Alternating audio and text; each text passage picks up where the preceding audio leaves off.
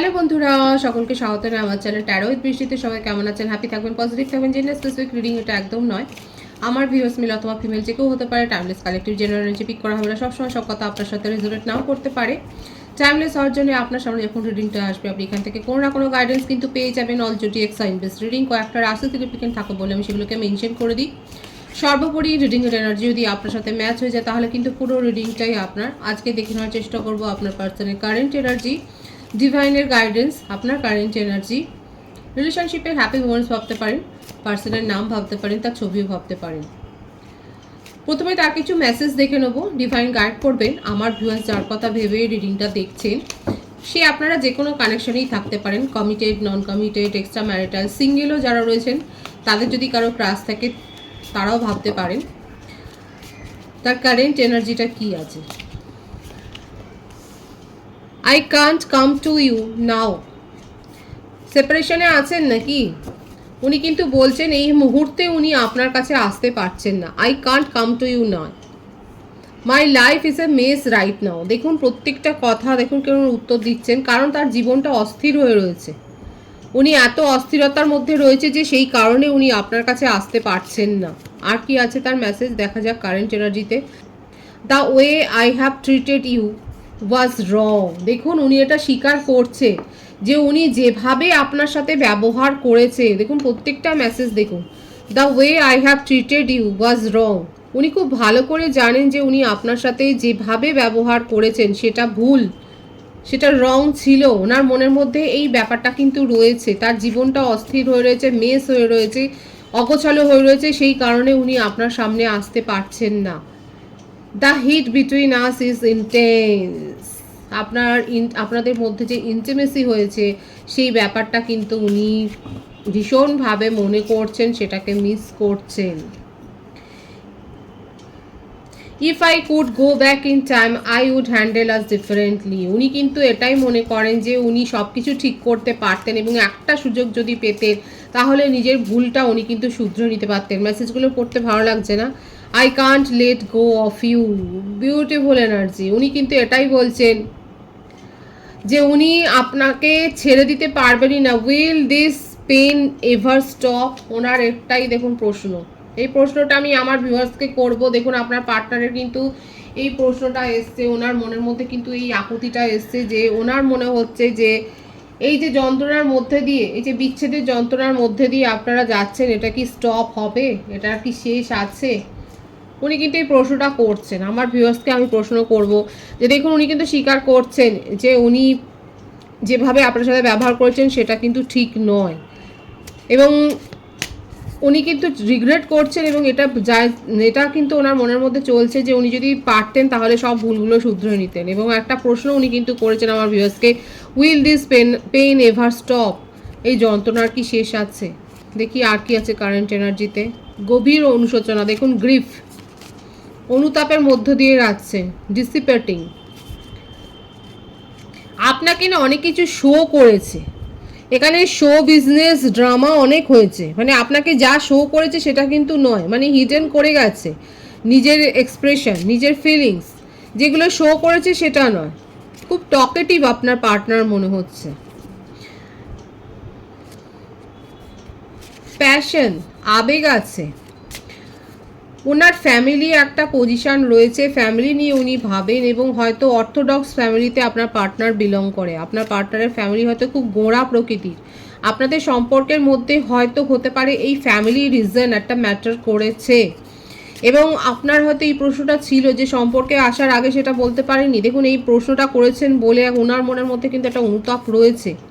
ওনার মনে হচ্ছে যে উনি আপনার সাথে হয়তো মানে চিটই করেছে, যে এই কথাগুলো আপনাকে আগে বলে দেওয়া উচিত ছিল। আপনাকে ম্যানিফেস্ট করছে। দেখুন বটম অফ দি ডেক আছে সার্ভিস, আবার আসছে প্রিজার্ভেন্স। মানে এখানে একটা সোসাইটি, একটা কনফ্লিক্ট রয়েছে এখানে, সামাজিকগতভাবে একটা ডিফারেন্স, একটা ডিস্টেন্স দেখা যাচ্ছে আপনাদের সম্পর্কের মধ্যে। অনেকের ক্ষেত্রে সোসাইটি ইমেজ, মানে আপনার পার্টনার অনেক বেশি সোসাইটি ইমেজে ফেঁসে আছেন। একটা সোসাইটিগত, কাস্টগত, রিলিজিয়নগত হয়তো একটা সমস্যা আপনাদের সম্পর্কের মধ্যে একটা বিচ্ছেদ এনেছে, এটা কিন্তু দেখা যাচ্ছে। দেখুন পরিবারে কেউ অসুস্থ হয়েছেন কি দেখা যাচ্ছে যে হয়তো বয়স্ক কোনো মানুষ, আপনার ক্ষেত্রে হতে পারে, আপনার পার্টনার ক্ষেত্রে হতে পারে, হয়তো কেউ বয়স্ক মানুষ অসুস্থ হয়ে পড়েছেন, হসপিটালাইজড হয়তো, এই ব্যাপারটা দেখা যাচ্ছে। এছাড়াও আপনার পার্টনার সোশ্যাল সার্ভিস করতে ভালোবাসেন এবং উনি সেগুলো করেন। ওনার হয়তো কোনো সংগঠনও রয়েছে, কোনো অর্গানাইজেশনে, কিংবা আপনারা দুজনেই হয়তো এই ইন্টারেস্টটা রাখেন এবং আপনারা দুজনেই একসাথে পার্টিসিপেট করেন। আপনার পার্টনার খুব টকেটিভ, এমন কোনো কিছু হয়তো ওনার প্যাশন আছে যেটা নিয়ে উনি এগিয়ে যান। হতে পারে যে উনি সোশ্যাল ইনফ্লুয়েন্সারও হতে পারে। ফ্যামিলি বন্ডিংটাতে উনি বিশ্বাস করেন এবং ফ্যামিলিকে উপেক্ষা করে কোনো কিছু করবে সেটা উনি ভাবতে পারেন না। এই ব্যাপারটা আপনাদের সম্পর্কটাকে অনেক বেশি বিষিয়ে দিয়েছে, সেটাই দেখা যাচ্ছে। ওনার কারেন্ট এনার্জিতে উনি কিন্তু ভালো নেই এবং যেটা উনি শো করেন, এখানে শোবাজি কিন্তু অনেক হয়েছে, উনি যেটা শো করেন সেটা কিন্তু মনের কথা নয়। উনি আপনাকে হয়তো অনেক ইগনোরড ফিল করিয়েছেন, হয়তো এটা বুঝিয়েছেন যে ওনার ওনার অনেক ব্যস্ততা রয়েছে, কিন্তু এগুলো নয়। দেখুন, ওনার মনের মধ্যে আপনাকে নিয়ে খুব আবেগ আছে এবং আপনাকে ম্যানিফেস্ট করছে। সব থেকে বড় কথা, আপনাকে কিন্তু খুব ম্যানিফেস্ট করছে। বললাম না, এখানে হিডেন ফিলিংসের ব্যাপারটা আছে, নিজের মনের কথা উনি বলেননি। ধনু রাশি, কর্কট, বৃশ্চিক, মীন রাশি, 7 of cups, queen of cups. এখানে ফ্যামিলি ম্যাটার কিন্তু করছে, একটা ফ্যামিলি ম্যাটার করছে। কারো কারো ক্ষেত্রে হতে পারে যে আপনার পার্টনারের জীবনে অন্য কেউ রয়েছে। আপনার পার্টনারের জীবনে কোনো থার্ড পার্টি, কোনো এক্স রিলেশনশিপ রয়েছে যেখানে উনি খুব সাফার করেছেন, উনার ইমোশন খুব আহত হয়েছে সেই সিচুয়েশানে। এবং এটাও একটা কারণ যে আপনাদের মধ্যে সম্পর্কটা হয়তো সেইভাবে ডিপ, হ্যাঁ ডিপ তো অবশ্যই, সেইভাবে হয়তো উনি বিশ্বাস করতে পারেন না। আপনাকে নিয়ে উনি খুব ভাবেন, ওনার মনে আপনার মনে খুব, আপনার সম্বন্ধে খুব পজিটিভিটি আছে, কিন্তু এই যে এক্স রিলেশনশিপের একটা দগদগে ঘা, এই ব্যাপারটা না উনি ভুলতে পারেন না। এছাড়াও সোসাইটি একটা ইমেজ রয়েছে, একটা সোশ্যাল ডিফারেন্স রয়েছে, যেটাও একটা কাজ করছে আপনাদের সম্পর্কের মধ্যে, একটা শীতলতা এনেছে, একটা দূরত্ব এনেছে। বার্থডেটা বলি, 2, 11, 20, 14, 7, 15, 24, 6, 25, 16। এই বার্থডেটগুলো বেশি দেখা যাচ্ছে বার্থ মান্থ ফেব্রুয়ারি, জানুয়ারি, এপ্রিল, জুলাই, মে, এই মাসগুলো দেখা যাচ্ছে ভাইস ভার্সা হতে পারে। সুতরাং আপনার পার্টনারের মধ্যে রিগ্রেট আছে এবং যে স্মৃতিটা ওনাকে কুড়ে কুড়ে খাচ্ছে সেটার থেকে উনি বেরিয়ে আসতে চান। নিজের ইমোশনকে কখনোই উনি সেইভাবে এক্সপ্রেস করতে পারেননি এবং এটার জন্য তার মনের মধ্যে কিন্তু খুব অনুশোচনা আছে।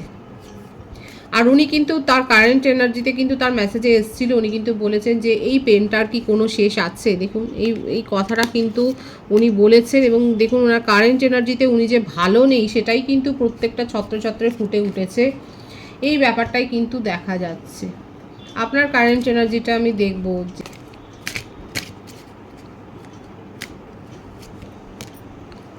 Recovery, Quest, creation, ইম্পার্শিয়ালিটি, instinct. এখানে আমার ভিউয়ার্সরা দেখা যাচ্ছে নিজের ইনার ফিলিংসের কথা শুনছেন, নিজের ইনটিউশনের কথা শুনছেন। আপনারা এই রিলেশনশিপটা যদি নতুনভাবে শুরু হয় তাহলে ক্রিয়েট করতে চান। অনেকে নিজের জীবনটাকে নতুনভাবে পাল্টে নিয়েছেন, নতুন করে প্রপোজাল অলরেডি অ্যাকসেপ্ট করে নিয়েছেন। কালেকটিভ এনার্জি আমার ভিউয়ার্সের মধ্যে অনেকে নতুন প্রপোজাল পেয়ে সেটাকে অ্যাকসেপ্ট করেছেন, কারণ আপনার মনে হচ্ছে যে আপনাকে ইগনোর করা হয়েছে, আপনি যথাযোগ্য সেখানে কোনো প্রায়োরিটি পাননি বলে আজকে আপনি নিজের ইনটিউশনের কথা শুনে নিজের জীবনকে ডিসকভার করছেন এবং নিজের যে ক্ষতি আপনি করেছেন সেটা এখন আপনি রিকভার করছেন। অ্যানসেস্টারদের ব্লেসিংস আপনারা পাচ্ছেন। সঠিকভাবে রিচুয়ালস করুন, আপনাদের যে অ্যানসেস্টার রয়েছে তারা কিন্তু আপনাকে আশীর্বাদ করছে, সেটাই দেখা যাচ্ছে।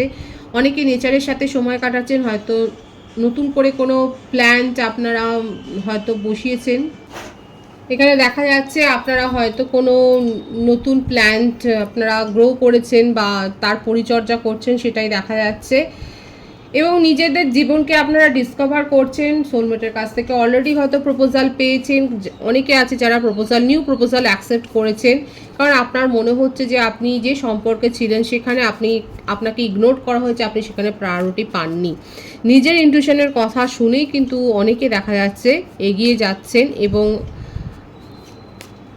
একটা কথা বলবো যে অনেকের মধ্যে হয়তো কোনো ব্যাড হ্যাবিট গ্রো হতে পারে, কিন্তু সেটা থেকে দূরে থাকবেন। হয়তো কোনো অনেকক্ষণ বেশি হয়তো অনলাইনে থাকা, এটা একটা আসক্তি হতে পারে, সেটা থেকে নিজেকে দূরে রাখবেন, সেপারেট করে রাখবেন। ডিভাইনের গাইডেন্সটা এখানে দেখবো, ডিভাইন আপনাকে কি বলছে। Page of পেন্টিক্যালস, the star, seven of wands.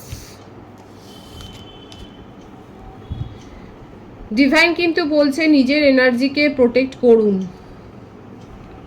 যদি আপনার মনে হয় যে কোনো সিচুয়েশান, যদি আপনি সেখানে নেগেটিভিটি ফিল করেন, সেখানে যদি আপনার মনে হয় যে আপনার অস্বস্তি হচ্ছে বা আপনি স্বস্তি বোধ করছেন না, সেখানে নিজেকে একটুখানি মানে ব্যাকফুটে নিয়ে যাওয়াটাই ভালো।